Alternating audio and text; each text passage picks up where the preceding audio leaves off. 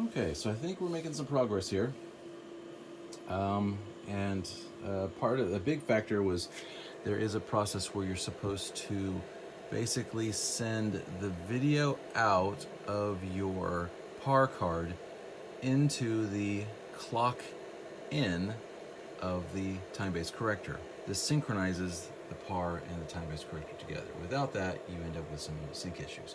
So as you can see here, this is now video in the record state, ready to record. So that's good. And then I also learned a couple things. So the Q factor and the block limit.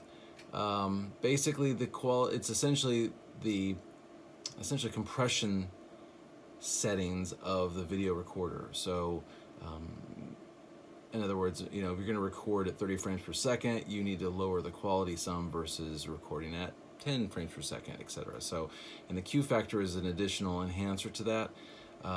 Ultimately, it just depends on your hard drive apparently. So, I guess, different hard drives had different speeds and write and read-write access times and such. So you had to sort of adjust it accordingly. But ultimately, I haven't really played with what the optimal settings are, but I know at this point 10 and 200 work. But I also learned that when you punch one of these values in, you should hit enter.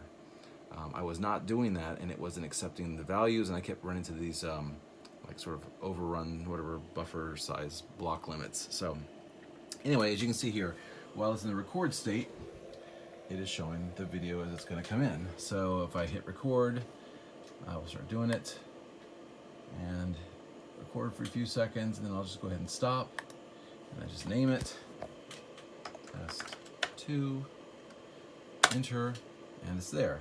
Now the only part I'm running into at this point, which is some kind of a sync issue, is when I go to play back a video clip like the one we just did. You'll see what happens here.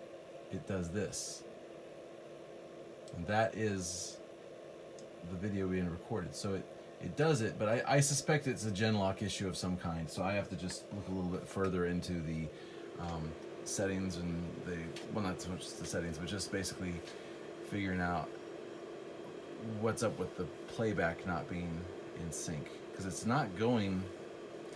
I'm kind of not sure why that is, because it seems like the signal is going just straight from the PAR at this point to the TV, so it shouldn't matter, I would think, but it does apparently. So anyway, that's let's see here.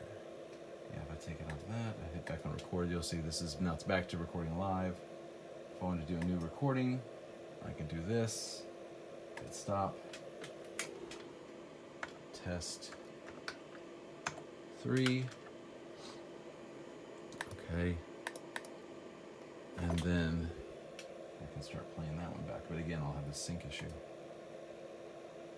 So yeah, that's the next thing to chase down today and figure out what's causing that exactly and to fix that. But things are looking good so far. So anyway, thanks for watching.